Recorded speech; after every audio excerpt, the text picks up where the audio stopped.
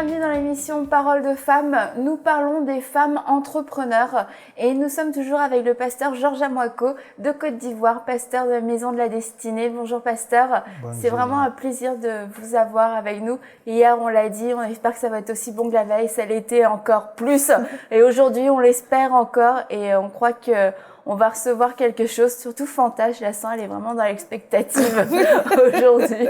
Et Fanta qui est aussi avec nous, Fanta qui est là pour nous partager son témoignage, son parcours et qui a commencé dans les affaires très jeune, à l'âge, finalement à l'âge de 14 ans et puis un peu plus sérieusement à l'âge de 19 ans, c'est ça. Oui. Et si vous voulez en savoir plus sur son parcours, vous pouvez écouter les émissions d'hier et d'avant-hier, comment ne pas commencer une entreprise et vous le saurez. Mais aujourd'hui, nous allons parler des associations et des partenariats qu'on fait parce qu'on va continuer avec ce passage de la veuve avec Élisée. On voit que cette veuve-là a reçu des instructions et qu'elle a été remplir les vases avec ses enfants. Est-ce que c'était une coïncidence ou est-ce qu'il y a vraiment une importance dans l'association qu'on fait avec les gens pour travailler? Bien sûr. L'homme de Dieu lui a dit de fermer la porte sur elle et sur ses enfants. Même fermer la porte ici, il s'agit de protéger sa richesse. Comme de limiter parce que là, il y avait quelque chose de miraculeux qui allait se passer. C'était pour éviter que tout le monde accourt et en profite. Tout à fait. Et on va parler d'associer les enfants. C'est très important d'associer les enfants dans la création de la richesse. La plupart d'entre nous, nous travaillons nous seuls, sans associer les enfants. Je pense à Laban. Quand Jacob est allé chez lui, la Bible nous dit que c'est Jacob seulement qui était au champ en train de travailler. Où étaient ses enfants? On ne savait pas. Peut-être les enfants étaient en train de jouer les jeux vidéo. À la maison, enfants de riches, en train de jouer les jeux vidéo à la maison. Et Jacob était au champ. Travailler. Enfant de l'histoire, à la fin de l'histoire, Jacob est devenu plus riche. Et les enfants même ont dit que Jacob a pris les biens de leur père. Mais vous étiez où? Quand Jacob prenait le bien de votre père, vous étiez où? Ça veut dire qu'il fallait associer, il faut associer nos enfants à la création de la richesse. Il ne faut pas oublier que cette dame, son mari était pauvre et son mari est mort pauvre. Son mari était un prophète. Peut-être s'il avait associé ses enfants dans le ministère, peut-être l'histoire aurait changé. Mais comme il n'a pas associé ses enfants, le prophète lui dit à sa femme, associe les enfants. Parce que le succès, c'est après toi. Le succès n'est pas avec toi, c'est après toi. Nous avons l'habitude de dire que le succès sans ce succès égale à l'échec. Mais moi, je dis le succès sans des succès successifs à succès. Il va falloir faire un titrage là. Égal à l'échec. Il faut des successions de succès. Il ne faut pas simplement une seule personne. Qui se succède. C'est ça, qui se succède. De génération en génération. C'est ça. C'est pas facile à dire, mais... On parle du Dieu d'Abraham, Dieu d'Isaac, Dieu de Jacob. Alors, il faut des successeurs. Et alors, c'est ce que le prophète a dit à cette femme de faire. Et effectivement, c'est ce que la femme a fait. Les enfants étaient là en train d'aider. Les enfants cherchent des vases, les enfants lui donnent, elle verse. Les enfants cherchent les vases, les enfants lui donnent, elle verse. Les enfants cherchent les vases, ils lui donnent et elle verse. Quand elle a demandé le dernier vase, après le dernier vase, elle a demandé, les enfants disent, c'est fini. Alors les enfants ont participé. J'encourage tous les parents à participer, à faire participer nos enfants dans la création de la richesse. En Afrique, malheureusement, Il y a des parents qui sont riches, les enfants sont à la maison. Ils ne font rien. Faut juste profiter de Ils sont en train de regarder la télévision, jouer des jeux vidéo, et les gens sont au champ. Il faut que les enfants aillent voir ce que papa a. Parce que ce sont les héritiers. Et ils doivent connaître ce que tu es en train de faire. Même si ce n'est pas leur domaine, ils doivent avoir au moins une idée. N'est-ce pas? En tant qu'héritier, ils doivent avoir au moins une idée. C'est ce que le prophète a dit à la femme de faire. Et effectivement, c'est ce que la femme a fait. Et on voit que les enfants qui ont aidé, les enfants qui ont participé, c'est aussi eux qui ont bénéficié de la richesse que ça a produit, puisque le passage se termine, tu vivras de ce qui restera, toi et tes fils. Donc les gens à qui on va permettre de s'associer, de devenir nos partenaires, c'est des gens qui vont profiter du bénéfice et du revenu que va produire l'entreprise. Et c'est pas n'importe qui, parce que j'aime bien que vous avez mis l'emphase sur le fait que la femme a fermé la porte. Et je pense que ça signifie de fermer la porte aussi à des mauvaises associations. Bon, ses fils, c'était une association sûre, certaine et fiable, mais pas nécessairement tous les villageois. Et je pense que Dieu, c'est bien de noter ça, Dieu a voulu la protéger, et je n'avais jamais vu ça de cet angle-là. Et c'est pas tout le monde. Tu as découvert beaucoup de choses. Mais vous avez ouvert tout un horizon à cette histoire que je n'avais jamais vue. Je trouve ça super. Oui, parce qu'il faut protéger l'échantillon de sa richesse. Il faut protéger ça. Il ne faut pas exposer ça. Il faut exposer que aux ayants droit, qui sont des enfants. Parce que c'est pas tout le monde qui sont bien intentionnés. Et toi, Fanta, tu l'as appris durement, difficilement, à protéger cet échantillon de richesse dans le pasteur parle. Parce qu'en fait, moi, j'ai souvent fait cette erreur-là de penser que tout le monde était comme moi. Sans vouloir être prétentieuse ni rien, je crois réellement que j'ai vraiment un bon cœur et que, comme j'ai jamais de mauvaises intentions envers les gens. Chose que je me suis rendu compte, mais ça a pris plusieurs fois avant que finalement je réalise que peut-être je dois garder un peu mes choses.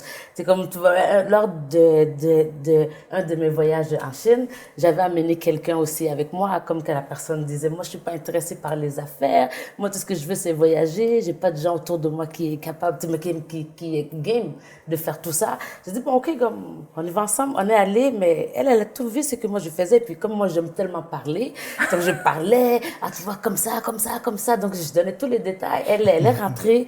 2 mois après, elle est retournée sans me dire, avec mes contacts que je lui ai présentés. Elle a ouvert une entreprise identique à la mienne. Ça m'a dérangée, mais en même temps, j'ai été aussi rassurée parce que je me dis, si elle était vraiment intelligente, elle ne pouvait pas faire ça si proche de moi.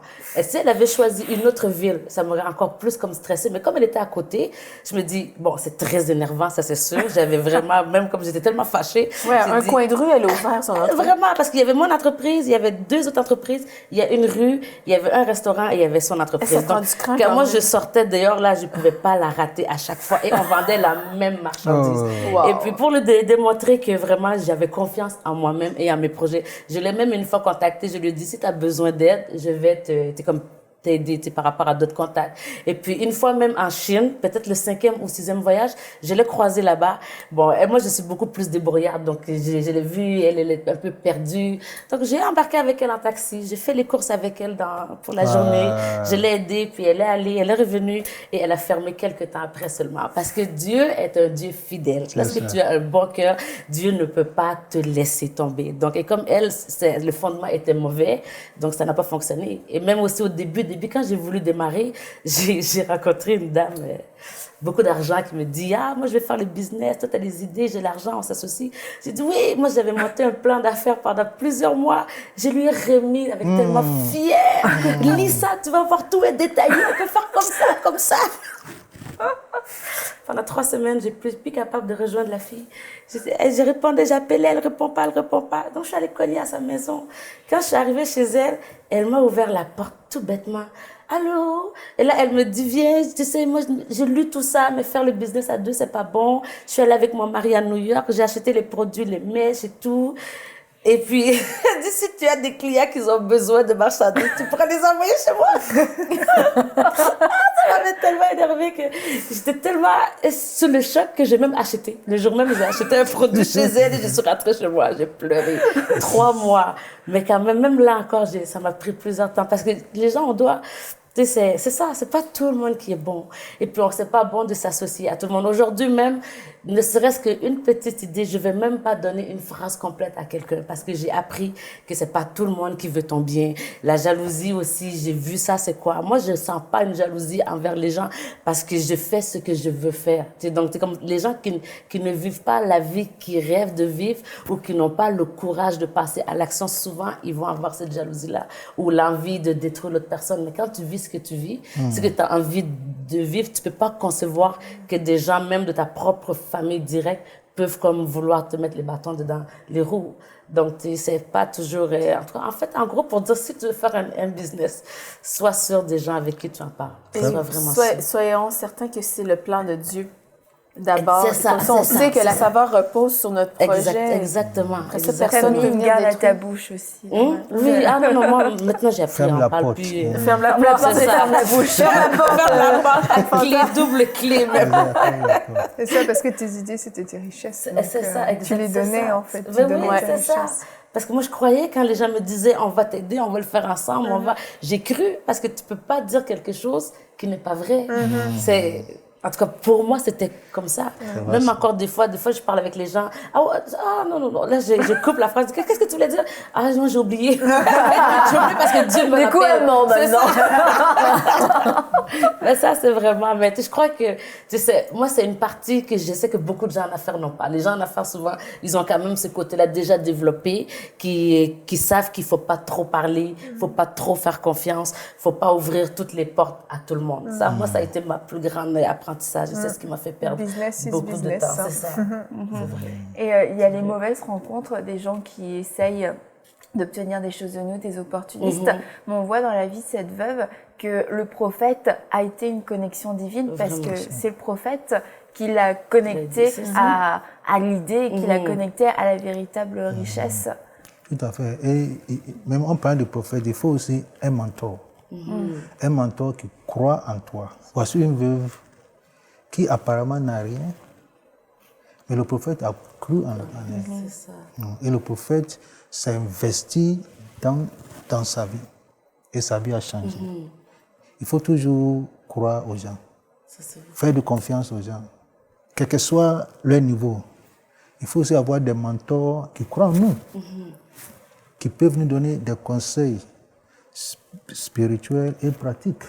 Parce que nous voyons, toutes les instructions du prophète sont des instructions très, très prophétiques. Ferme la porte, mets de côté des vases qui seront pleins. Le prophète était en train de la tester. Parce qu'en mettant de côté, la femme va voir les vases qui restent à être remplis. Et si tu crois dans ce miracle, et tu vois qu'il reste 3 vases, tu vas dire à tes enfants, va encore chercher. Alors le prophète était en train de la tester. Mais bon, une femme naïve, qui cherche à payer ses dettes, qui ne cherche pas à avoir plus, bon, vous voyez, c'est à cause de ça. Et il faut avoir des hommes et des femmes derrière nous qui vont nous pousser à oser, à croire en nous, à croire en Dieu et aller de l'avant. Et comment reconnaître ces personnes? Parce que Fanta, en tout cas, la dame qui t'a dit « moi j'ai l'argent, toi t'as les idées », on aurait pu croire que c'était la personne qui allait l'aider, la personne tremplin pour l'amener plus loin. Alors comment reconnaître une personne qui veut vraiment nous aider, qui va vraiment être de bons conseils? Moi, je pense que c'est une connexion divine. Si je prends mon cas, moi je suis né bègue. Et je bégayais, un bégayement très poussé. Et quand j'ai senti la paix de Dieu sur ma vie, beaucoup de gens m'ont découragé. Même mon père, il m'a dit, mais comment tu vas prêcher? Mais il y a un frère, un jeune serviteur de Dieu qui m'a beaucoup encouragé. qui m'a encouragé. Dieu va faire, si c'est Dieu qui t'a appelé, il va délier ta langue, m'a encouragé. C'est ça. Alors, c'est une connexion divine. Mon père m'a dit, mais comment tu vas prêcher? Il faut aller jouer ballon. Il faut aller jouer ballon. Parce que j'étais un grand footballeur quand même. Mais ce frère m'a encouragé. Il croyait dans ce que Dieu peut faire dans ma vie. Il voyait au-delà d'un jeune garçon, il voyait la main de Dieu. Et je crois que c'est une connexion divine. Dieu nous connecte avec des hommes, avec des femmes comme ça. Si on voit la Bible, on voit Corneille qui a été connecté par Pierre. On voit Paul et Ananias. Ce sont des connexions divines. Ça veut dire que tout ce que tu cherches sur la terre, là, il y a quelqu'un sur la terre à qui Dieu lui a donné, à qui Dieu a donné cette réponse. Et c'est Dieu seul qui fait cette connexion. Alors quand on parle d'associer nos enfants, il faut aussi associer Dieu dans ce que nous faisons, parce que c'est lui qui va faire la connexion.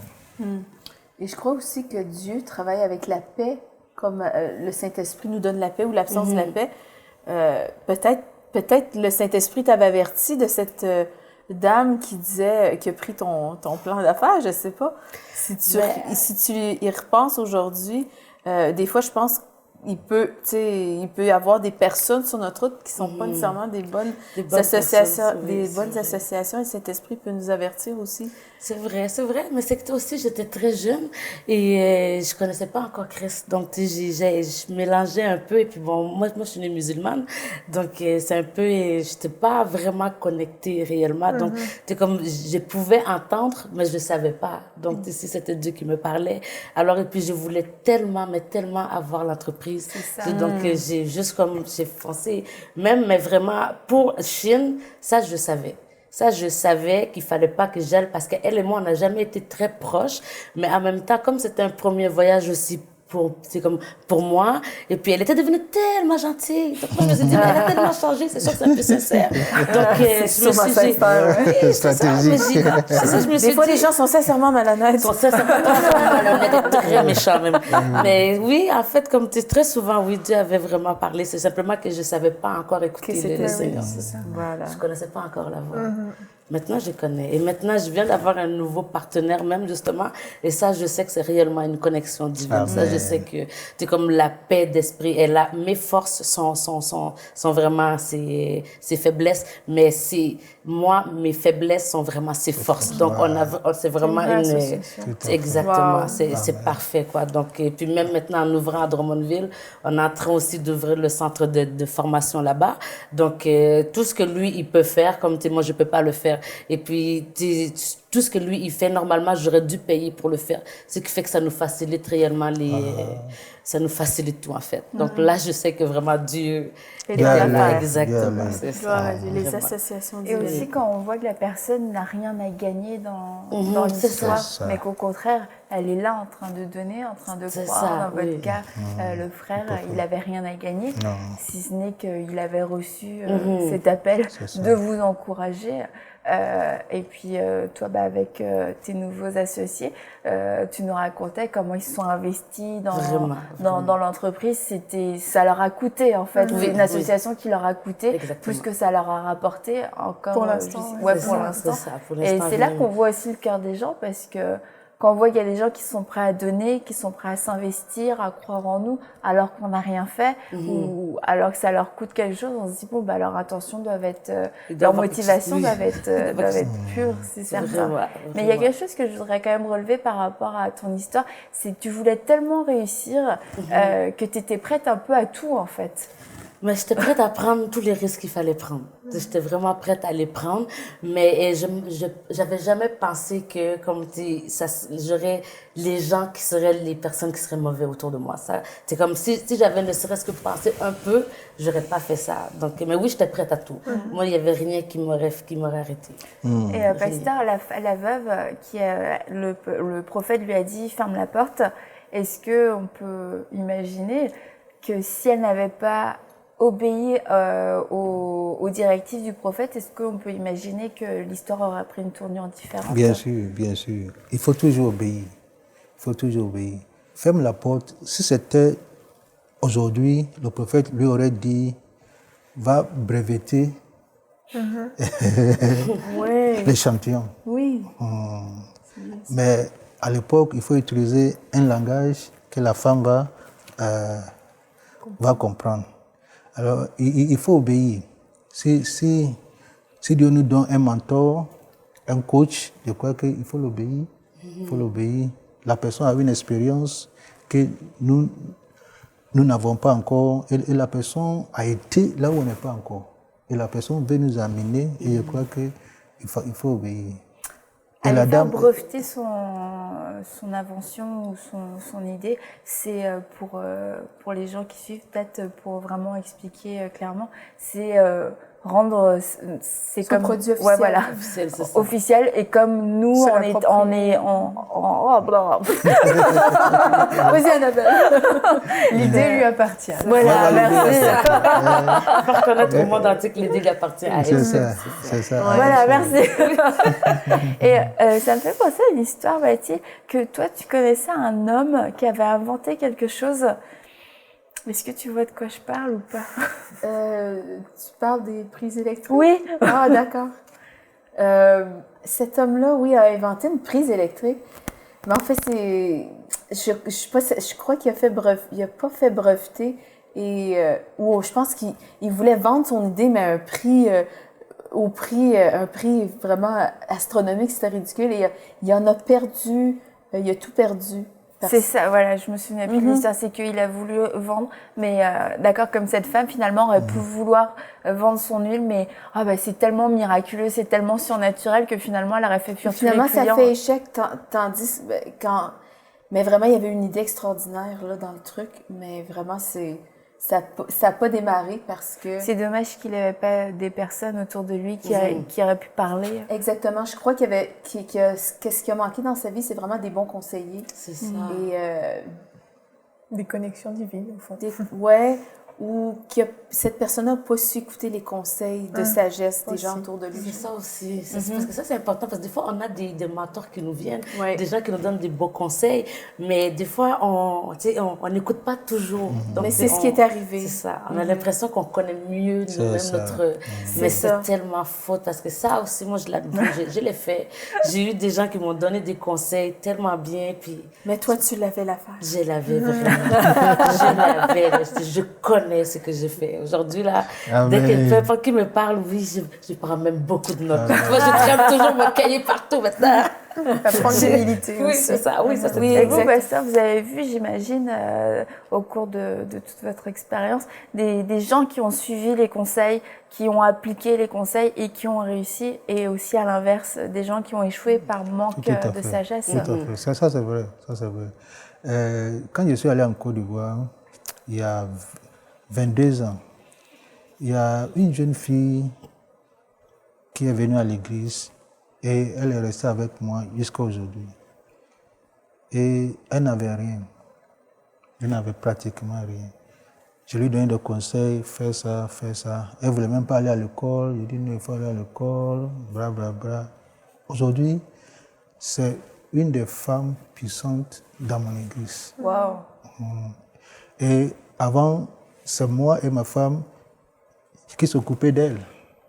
Aujourd'hui, c'est le renverse. Parce qu'elle a fini par écouter vos conseils. C'est ça, elle a fini par aussi. écouter. Et tout ce que je lui dis, elle fait. Tout ce que je lui dis, elle fait. Et j'ai cru en elle parce que elle a été abandonnée par tout le monde. Et j'ai dit que l'homme n'est pas parfait. Dieu veut nous transformer. Dieu veut faire de nous ce que lui-même il veut de nous. Et effectivement, c'est ce que Dieu a fait avec cette fille. Elle est puissante aujourd'hui financièrement. Elle aime Dieu et elle sait Dieu. Oh, wow, ça, c'est un super témoignage. Est-ce qu'elle pourrait venir témoigner dans Oui, Parole bien de sûr, Femme? bien sûr. Bien sûr. Et je crois qu'elle nous écoute. C'est bien de reconnaître des fois qu'on n'a pas toutes les réponses à tout. Et vous avez été un mentor pour elle. Et c'est ce qui l'a propulsé vraiment à rentrer dans sa destinée. C'est ça. Et chaque personne a besoin des gens autour d'elle, de lui, pour être vraiment propulsé dans ce que Dieu nous appelle tous à faire quelque chose. Tout à fait. Et pour la petite histoire avec Fanta, quand même, que je trouve assez drôle, c'est que dans ton salon, il y a le pasteur Fofi, pasteur Fofi de Christ en Action à Montréal, dont tu fréquentais l'église, qui est venu visiter ton salon. Et là, il a commencé à prêcher l'évangile. Et dans ton salon est née une église, au final. Oui. C'est assez formidable. C'est une bonne association, là. Exactement. Ah, mais c'est drôle. C'est quand même bien comme histoire, vraiment. Parce que au début, quand moi j'avais connu Christ, c'était là ma copine Lydie, que encore aujourd'hui je dois lui dire tellement merci. À Lydie Solta qui m'avait invitée, je passais une période tellement difficile, des problèmes par-dessus problèmes. Donc elle me dit, viens, je connais quelqu'un qui va t'aider. Viens. Moi j'ai dit, est-ce qu'il y a l'argent? Elle dit, il y a plus que l'argent, tu vas voir. Donc, il y a la richesse. Il y a la richesse et tout ça. Donc finalement, quand je suis allée là-bas, j'ai tellement été frappée. Ma vie avait vraiment changé. Donc j'avais invité le pasteur Fofi à venir pour prier au salon et tout ça. Parce que bon, comme je suis dans le domaine des mèches et que quand j'ai donné ma vie à Christ, bon, j'avais entendu tellement de gens parler contre les mèches, les femmes qui ont les mèches et tout ça. Donc j'étais vraiment un peu sceptique. J'étais perdue en fait. Donc j'avais demandé au pasteur de venir comme ça. Et puis il est venu et il y avait tellement de gens qui étaient présents. Beaucoup de gens sont rentrés au salon comme ça. Par hasard, bon, il n'y a pas d'hasard avec Dieu, on le sait. Donc, ils sont venus, le pasteur a vraiment parlé, prêché. Donc là, les gens ont commencé à dire, est-ce que vous allez revenir? Comment on fait? Et comme moi, je veux savoir plus. Donc, c'est comme ça, on a décidé. Il a dit, bon, écoute, je reviens quand? Je dis, mais lundi. Il dit, OK. Donc, il est revenu le lundi. Et on a fait ça pendant 3 mois, à chaque lundi soir. Et puis, des gens, moi, je prenais mon agenda, j'appelais tous mes clients. Viens, j'ai quelque chose pour toi, tu vas voir lundi. C'est le développement personnel, c'est bon. Donc les gens venaient, puis honnêtement, on a même déjà été jusqu'à 28 personnes dans le salon. Donc finalement, bon, comme on a vu, ça devenait trop grand et là, ça commençait à être d'autres gens qui étaient plus mes clients, moi. Donc là, c'est comme là, je me dis, bon, le salon, les gens, ils peuvent rentrer partout aussi. Alors on a commencé à vraiment chercher un local. Et maintenant, ça fait 3 ans que Christ en Action est ouvert à Formidable. Et j'ai su que Dieu nous bénit même dans les mèches. Donc il faut que les femmes arrêtent de penser que c'est mauvais, parce que c'est pas mauvais. Dieu est un Dieu de cas par cas. J'aimerais terminer cette émission en vous invitant, vous aussi, à faire cette rencontre avec Jésus qui a changé la vie de Fanta. Fanta qui était perdue, Fanta qui cherchait l'argent, Fanta qui cherchait la réussite. Et puis sa vie a été transformée, pas le jour où elle a réussi, pas le jour où elle a trouvé de l'argent. Sa vie a été changée le jour où elle a rencontré Jésus-Christ, sa vraie richesse. Parce qu'en Jésus-Christ, elle a découvert aussi sa vraie valeur et surtout en Jésus-Christ, elle a découvert la vie éternelle. Elle a découvert que ses fautes, que ses péchés, que tous ses manquements avaient été effacés par le sang de Jésus qui était mort à la croix et qui est ressuscité. Et ce Jésus-là est aussi vivant pour vous, il est aussi disponible pour vous. Et vraiment, j'aimerais vous inviter à le chercher et à rentrer en vous-même et à vous demander, est-ce que je poursuis l'argent? Est-ce que je poursuis la réussite? Mais qu'en est-il de ma vie éternelle? Et si vous n'avez pas cette certitude que votre vie éternelle est dans la présence de Dieu et en Dieu, je vous invite à inviter Jésus dans votre cœur, à lui dire, Jésus, aujourd'hui, je crois en toi, je crois que tu es le Fils de Dieu, que tu es mort pour mes péchés, que par ton sang, j'ai été pardonné, que par ton sacrifice, j'ai été sauvé et je reçois ta vie, je reçois pleinement ta vie aujourd'hui, je crois en toi. Et vraiment, votre vie va être transformée sur cette terre, mais pour l'éternité. Il y a un défi sur votre vie qui dépasse toutes les entreprises, c'est votre éternité. La Bible, la parole de Dieu nous dit à quoi sert-il à un homme de gagner le monde s'il perd son âme? Ne perdez pas votre âme aujourd'hui, mais confiez-la dans les mains de Jésus-Christ parce que c'est là que vous allez trouver le salut, que vous allez trouver la paix. Et si vous avez des questions, si vous voulez nous contacter, écrivez-nous à paroledefemme@enseigne-moi.com et on sera heureux de pouvoir répondre à toutes vos questions. Envoyez-nous votre témoignage à paroledefemme@enseigne-moi.com.